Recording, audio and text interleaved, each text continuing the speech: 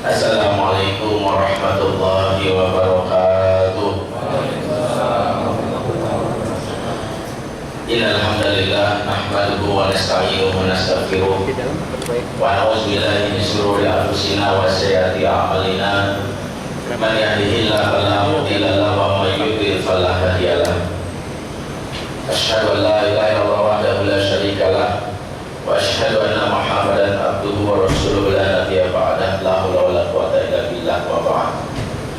Ikhwatal iman, saudara-saudariku yang dirahmati Allah, alhamdulillah, semoga curahan rahmat dan barokah senantiasa menghampiri kita sehingga menjelang babak finish dari aktivitas Ramadan ini kita diberikan kekuatan untuk tidak luluh, tidak luntur, untuk bisa menyiapkan segala energi untuk bisa memburu malam Lailatul Qadar, agar jangan sampai kita menjadi orang-orang yang merugi. Karena memang 10 hari terakhir ini yang akan bersaing, ya, DKM masjid dan DKM mall, ya. Masing-masing pasti punya daya tarik, tinggal bagaimana masing-masing kita memilihnya. Alhamdulillah, mudah-mudahan bulan ini bisa menjadi bulan untuk evaluasi dan perbaikan diri kita. Sejatinya bulan ini adalah bulan untuk bagaimana bangsa ini merenung untuk bisa mengevaluasi. Satu hal permasalahan bangsa ini dikatakan sedemikian banyak. Saya ingat kawan saya bercerita, beliau kebetulan diundang menghadiri rapat kabinet terbatas.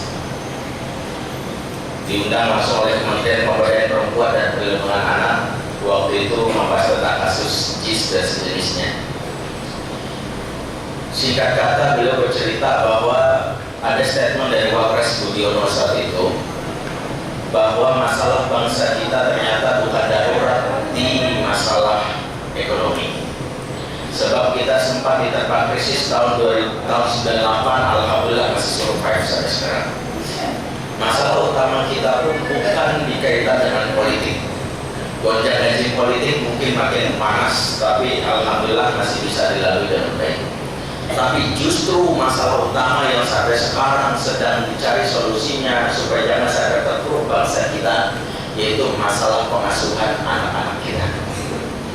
Anak-anak yang saat ini sedang disorot adalah anak-anak yang menurut beliau buah dari malpraktek di dalam rumah tangga.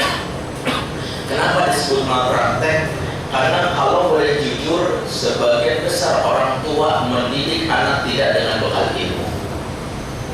Di dunia ini, kalau boleh dikata malpraktek paling berbahaya itu malpraktek jadi orang tua.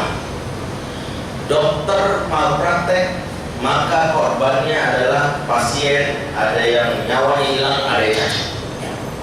Tetapi mungkin hanya saat itu. Arsitek malpraktek, bangunan roboh, ada yang hancur, bahkan ada korban.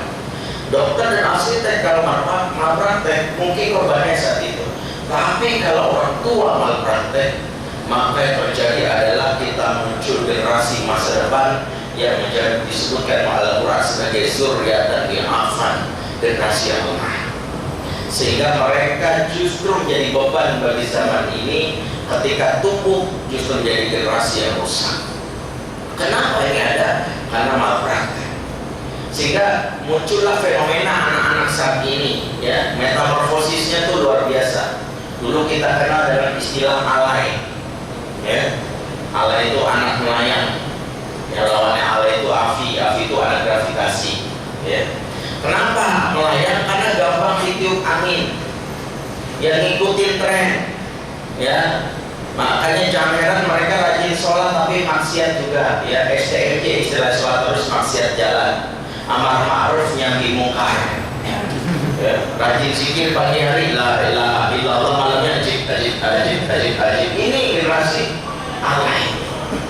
Mereka dibawa untuk ke masjid, ayo acara rohis, ayo, tapi dugem juga ayo, maksiat ayo, berbusana jilbab tapi pancaran jalan terus. Inilah generasi yang dipengaruhi. Makanya alay itu gampang dipengaruhi. Ingin tahu gimana ciri anak alay? Cirinya dua. Pertama, kalau ditanya jawabannya simpel ya. Kamu mau makan mie ayam apa bakso? Terserah. Kamu mau ikut bunda atau ayah? Terserah. Terlalu sering ngomong terserah, tanda dia mengalami kealayan. Yang kedua, kalau ditanya acara di sekolah tadi gimana nak? Ya gitu deh.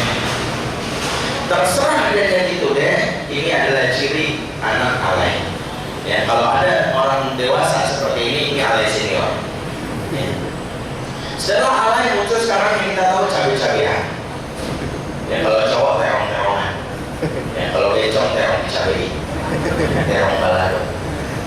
Setelah itu muncul generasi jamur. Jamur itu janda di bawah umur. Gara-gara cabai-cabean ya dihamilin, dikain coret jamur. Setelah itu sekarang lagi tren jagung bakar. Jaring tanggung baru mekar. Ini ABG semua.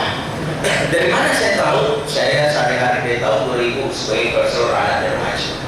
Masuk ke dunia mereka dan betapa mereka sejatinya memang berasal dari keluarga yang rapuh. Ayah ibunya merasa bahwa cukup ketika sudah melahirkan, memberikan makanan, fasilitas selesai. Sehingga anak sekarang tumbuh fisiknya bongsor, jiwanya kosong, jiwanya kerdil. Penelitian tahun 2011 dari Kementerian Dinas, usia psikologis anak-anak sekarang itu setengah dari usia biologisnya. Jadi kalau kita dapati ada anak berumur 24 tahun, usia psikologisnya kurang lebih 12 tahun. Makanya kata Profesor Sarlito waktu itu di sebuah forum di UNJ, menghadapi mahasiswa saat ini seharusnya para dosen berpikir seperti menghadapi siswa SMP 20 tahun yang lalu. Makanya jangan heran kalau kita temui ada anak usia SMA ngomongnya kayak bayi, cius, apa? Baca sih, jangan lupa ya mampia kan gitu. Kenapa begitu? Mengerti kan dilihat bahasa. Jangan heran kalau kita lihat juga anak-anak sekarang usia SMA ya, usia kuliah ya, lulus lagi kuliah, IPK-nya tinggi, kerja di perusahaan hebat, gajinya dolar, tapi kalau ada masalah ngadu sama mamanya. Tanda bahwa kematangan psikologisnya nggak siap. Sementara generasi Rasulullah justru kebalikannya, generasi yang justru usia psikologis para sahabat melampaui usia biologisnya. Jangan heran Ali bin Abi Thalib usia bocah 10 tahun sempat dimarahi oleh Abu Jahal. Kenapa kamu masuk Islam? Gak izin dulu sama bapakmu. Kira-kira jawaban apa dari Ali? Ali, kalau anak sekarang diomelin gitu malah ngambek, masuk kamar banding pintu terus nangis sesebukan. Ali nggak, dia bilang membantah omongan Abu Jahal. Dia bilang, apakah dulu saat Allah menciptakan aku sempat izin dulu sama bapak? Mengapa saya harus minta izin sementara Allah dulu menciptakan saya izin dulu sama bapak? Para sahabat generasi secara psikologis matang, secara biologis justru belum. Itulah kenapa patokan dulu menikah di zaman sahabat itu simpel. Ya masyarakat syabab, manis atau amikum al-ba'ah falyatazawwaj. Wahai anak muda, jika kamu mampu al-ba'ah, segeralah nikah. Al-ba'ah ini menurut Imam An-Nawawi maknanya mampu berjima, mampu bersetubuh. Indikatornya apa? Kalau laki-laki sudah mimpi basah, segeralah nikah. Perempuan menstruasi segera nikah. Makanya para sahabat ya, salah satunya Umar bin Abi Salamah, mimpi basah pertama besoknya nikah. Simpel. Imam An-Nawawi baru mendapati anaknya ikhtilam mimpi basah pagi-pagi dibangunkan, nah kamu mimpi basah besok paginya nikah. Sederhana sekali. Tapi sekarang lihat ya, banyak anak muda ada mimpi basah sampai kuyup dan nikah. Ini mohon maaf nih ya, jomblo ya. Ya, walaupun kita husnuzon, karena kan bisa jadi Imam Ahmad juga nikahnya terlambat. Ketika ditanya kenapa nikahnya terlambat, dia kan beliau nikah umur 40 tahun. Beliau menjawab, karena saya akan baru nikah kalau sudah hafal Quran dan hafal 1 juta hadis. Makanya saya husnuzon yang terlambat nikah sini mungkin masih 100.000 hadisnya, 900.000 hadis kurangnya, belum 1 juta. Ikhwatul iman. Maka dari sini kita dapati profil anak-anak yang sekarang sebenarnya adalah buah dari pengasuhan yang rusak. Di mana orang tuanya di tengah tuntutan materi, ayah harus bekerja sehingga lupa perannya. Sehingga anak sekarang kalau ditanya fungsi ayah cuma 2. Pertama memberi nafkah, kedua memberi izin untuk menikah. kalau boleh jujur bagi yang punya anak, tanya pada diri masing-masing, adakah ayah yang tahu kapan pertama kali anak laki-lakinya mimpi basah? Banyak yang tidak tahu. Ya, penelitian di yayasan kita dan buah hati, anak laki-laki sekarang mimpi basah kelas 5 SD secara biologis. Ayahnya nggak tahu, dia menyuruh anaknya saat subuh pagi-pagi, bangun, kamu bangun saat subuh. Ayahnya nggak tahu anaknya lagi mimpi ketemu cukai, mimpi basah maksudnya. Disuruh salat subuh, anaknya cuma wudhu, dia pikir itu ngompol, dan di pakaian wudhu. Setelah itu dia sholat. Begitu terus bertahun-tahun, kelas 6 masih begitu. Ayahnya nggak jelasin, dia nggak tahu apa itu mandi junub. Kelas 1 SMP itu, kelas 2 SMP baru dapat materi di sekolah tentang mandi junub. 3 tahun si anak ibadah nggak bersuci, diterima atau tidak? Tidak. Kalau ditanya siapa yang bertanggung jawab? Ayahnya. Itulah kenapa generasi saat ini mengalami distorsi dari sisi perilaku karena ketiadaan ayah. Apa nama penyakitnya? Beberapa pakar menyebutnya father hunger, lapar ayah. Kenapa muncul anak cabai-cabean itu? Ya, cabai-cabean itu sendiri ada 2 jenis. Katanya, kata mereka ya. Ada cabai merah, ada cabai hijau. Ya, kalau cabai merah itu anak ABG perempuan yang tubuhnya rela dijamah, asal untuk eksistensi sosial, asal yang megang ini orang ganteng, keren, artis, ngetop. Ya, makanya mereka pernah ngobrol sama saya, mereka pengen banget bisa ditidurin sama Alan Bedani. Gak apa-apa, istilah mereka adat, aku rela ditidurin asal tidak hamil. Ya, itu cabai merah. Kalau cabai hijau itu motifnya ekonomi. Ya, silakan pegang tubuh saya asal diisi pulsa. Dibeli BlackBerry meskipun saya kan bekas ngejek anjing, bekas ngejek buat melempar anjing nggak apa-apa. Yang penting PBB-nya asli. Ya, karena PBB KW depannya 7 kan gitu. Ini anak-anak mereka tahu sendiri. Artinya apa? Mereka nggak lagi pekanan. Kenapa muncul cabai-cabai? Ternyata kalau ditelusuri lagi, ada makalah menarik sampaikan Profesor saya waktu saya sedang belajar di Malaysia dari University Putra Malaysia. Profesor Umay Johari mengatakan bahwa pengaruh anak wanita dengan kedekatannya sosok ayah di masa kecil, kalau nggak dekat dampaknya 2. Pertama, anak wanita yang tidak dekat dengan ayahnya, kalau dia sudah ABG, dia gampang jatuh ke pelukan laki lain. Baru kenal ada cowok 3 hari ya, di Facebook, ya, baru muji sedikit ya, wajahmu mengalihkan duniaku, lepang. Bapak kamu Luis Suarez ya, kenapa soal kamu menggigit di sini? Langsung dia bertemuan, mau ayo jadi, langsung serahkan ke desanya. Bahkan anak wanita yang tidak dekat dengan ayahnya, dia gampang jatuh, dia gampang cari figur lain. Kenapa? Karena dia nggak merasa dapat cinta yang tulus dari ayahnya. Yang dibutuhkan anak wanita adalah pernyataan cinta yang membuat dia nggak bisa kepada laki lain. Maka para ayah mulai saat ini bicara sama anak wanita mengatakan, nah, tidak ada satupun di dunia ini lelaki yang lebih mencintai kamu kecuali ayah. Tidak ada. Kalau ada yang memegang kamu, gak ayah yang ridho, gak akan ayah izinkan. Dia harus bilang sama ayah. Kalau ada yang mengganggu kamu, ayah ganggu orang itu 2 kali lipat. Kalau ada yang menyakiti kamu, nah, ayah gak ridho, ayah sakiti lagi 2 kali lipat. Karena engkau perkataan ayah, belahan jiwa ayah, dan ayah rela melakukan apapun untuk kamu selama engkau bersama ayah berkumpul di surga. Kalimat ini yang gak didapati anak wanita. Sehingga ketika dia ada laki memeluknya, merayunya, curhat tentang baik, maka dia harus percaya. Ternyata ayah dengan membelikan BlackBerry atau Samsung Galaxy S5 kalah di hati anak. Dengan seorang laki-laki bisa jadi miskin, tapi dia pandai mendengarkan sosok anak wanitanya. Yang kedua, dampak dari anak wanita yang dekat dengan ayahnya. Kalau anak wanita ini berumah tangga dan dia konflik dengan suaminya, maka dia cenderung memilih menggugat cerai atau selingkuh dengan laki lain. Indonesia mengalami kasus di mana 75% wanita menggugat cerai suaminya. Data dari Kementerian Agama Dirjen Bimas Islam. Ya, setelah ditelusuri kenapa dia menggugat cerai suaminya, karena tidak punya sosok ayah di masa kecil, sehingga baginya semua laki-laki itu brengsek.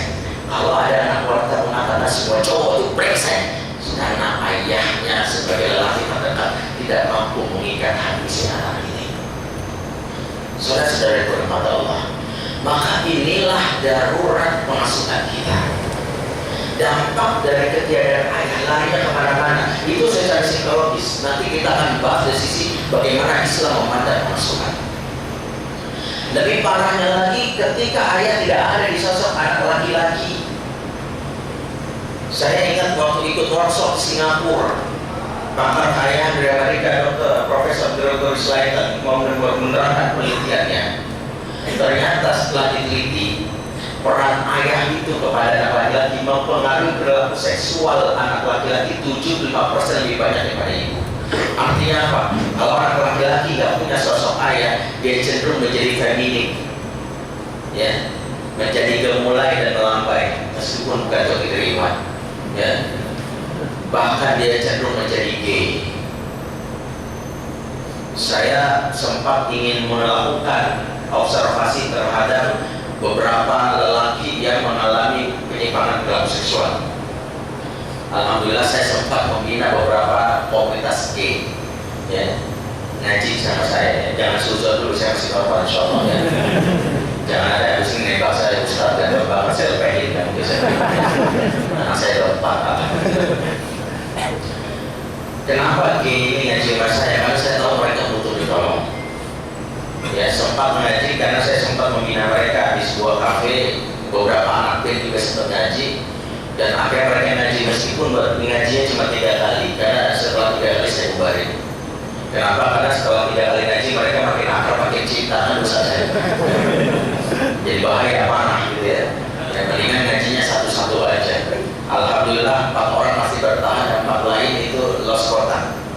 4 orang ini ngasih ngaji secara personal, bahkan masih ada yang datang ke Akho Islam Center ke tempat saya ngajar di sana. Ya, 2 orang saya nyatakan sembuh, 1 lagi sudah menikah dengan akhwat dan punya anak 2, 1 lagi belum nikah, tapi sudah saya nyatakan sembuh. Yang 2 lagi itu belum sembuh.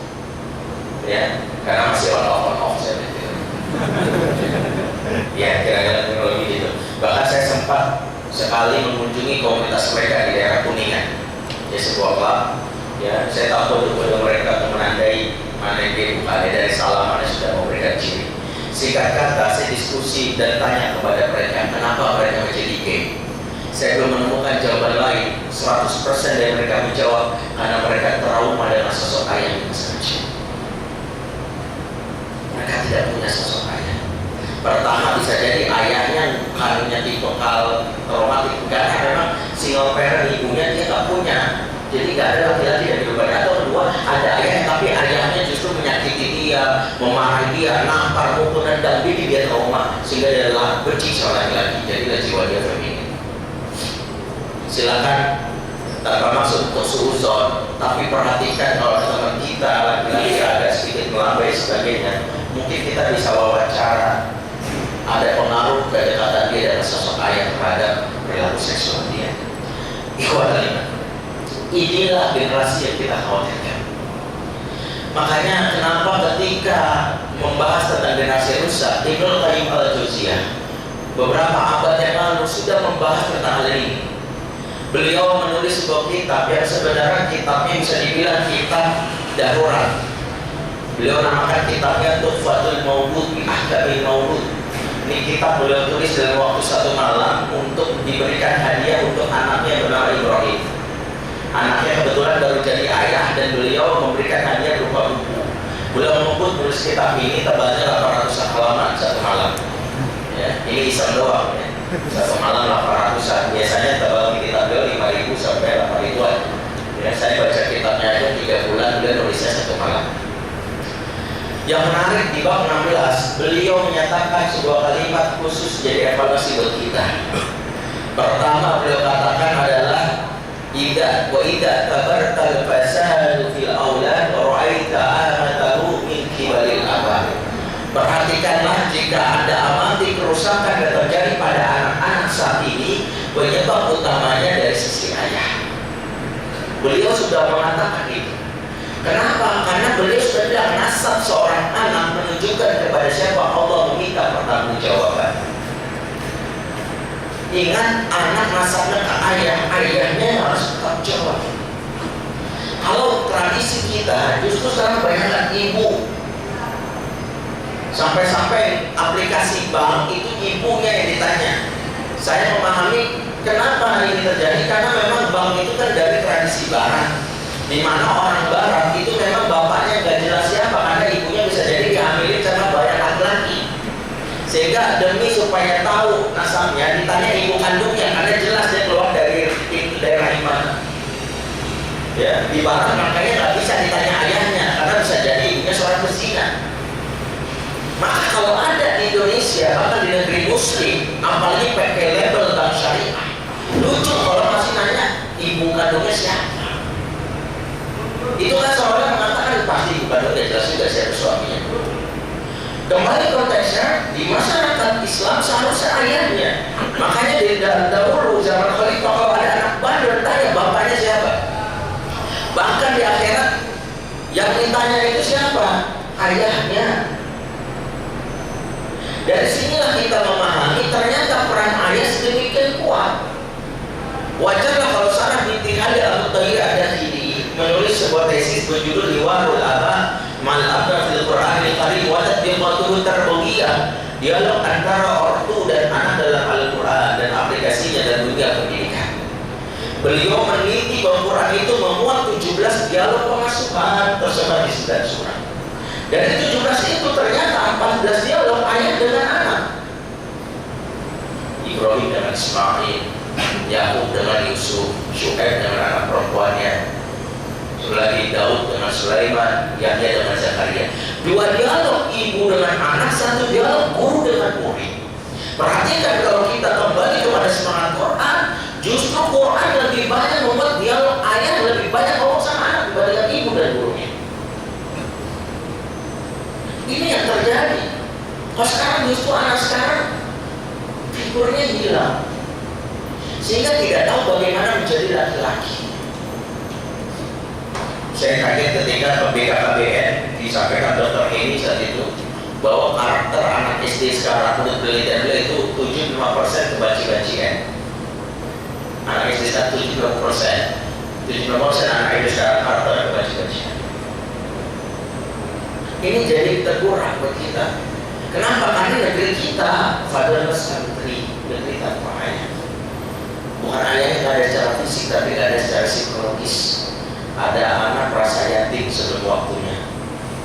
Oh, anak ditanya, anak sekarang tanya tentang ayahnya, Allah gelap. Kenapa? Karena ayah hadir pas gelap-gelap doang. Sebelum matahari terbit dan setelah matahari terbenam. Gelap. Ya, ayahnya angkatan 59, berangkat jam 5, pulang jam 9. Ini bahaya. Dan lebih parah lagi, bukan hanya di rumah, di sektor pendidikan juga ada sosok ayah. Anak mau 1-2 tahun ibunya, kemudian masuk playgroup, lagi-lagi ibu. Ibu guru lebih banyak. Masuk TK, banyak yang mana? Ibu atau bapak? Ibu lagi. Masuk SD, kelas 1, kelas 2, ibu lagi. Ini 0 sampai 2 tahun, 0 sampai 7 tahun, ini usia golden age, usia emas. Tapi justru peran yang namanya peran ibu lebih banyak.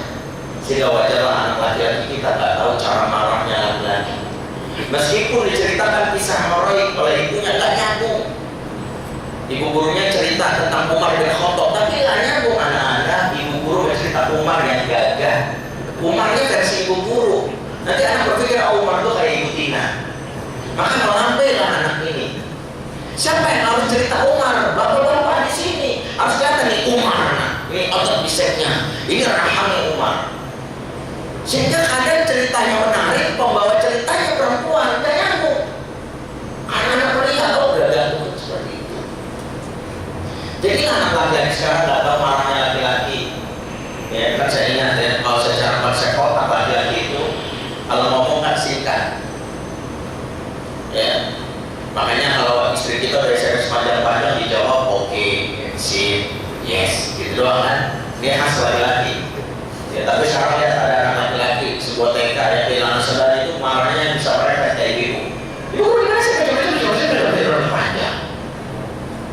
Kenapa? Karena supaya. Maka yang sekarang diinginkan adalah Kalau ingin menyelamatkan generasi itu dibutuhkan ayah hebat. Ayah yang mau pulang di tengah kesibukannya, dia pagi-pagi sempat menyapa anaknya, membangunkan anaknya. Ternyata penelitian di Mesir, anak yang pagi hari dibangunkan oleh ayahnya lebih berprestasi dibandingkan jika dibangunkan oleh ibunya. Kenapa? Sebab anak saat bangun dia harus melihat proyeksi tokohnya siapa. Kalau tokohnya ada seorang ayah yang dikenal aktif di dunia luar, dunianya kompetitif, maka anak pun masuk ke dalam benak dia akan hidup yang kompetitif, berprestasi seperti ayah. Tapi kalau yang masuk membangunkan setiap pagi adalah ibunya, meskipun ibunya bekerja, tapi di benak anak ibu itu dunianya gak jauh dari 4: sumur, kasur, dapur, Carrefour. Ya, rencana belanja lebih banyak sekarang di Carrefour. Maka anak pun seperti itu. Maka pagi ayah harus banyak. Begitu juga malam, bahkan libur. Mampu kita cari ayah, dibutuhkan hebat yang mampu matikan handphonenya untuk berani bermain dengan anaknya, untuk melakukan waktu bersama anaknya. Dan inilah yang dibutuhkan. Lantas bagaimana Ustaz? Kan ada juga yang bilang al-ummu madrasatul ula, itu salah dong. Ibu madrasah pertama seorang anak, ini salah. Enggak, ini benar. Bahkan Dr. Ali Al-Qayyumi menyempurnakan pepatah ini dengan kalimat yang indah. Apa kata beliau?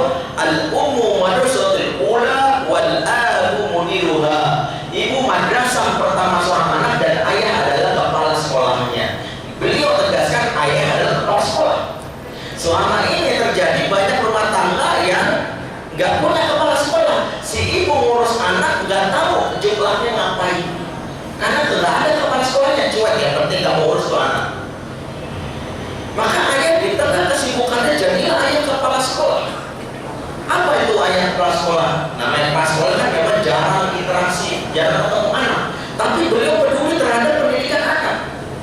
Namanya kepala sekolah, dia tahu perkembangan anaknya.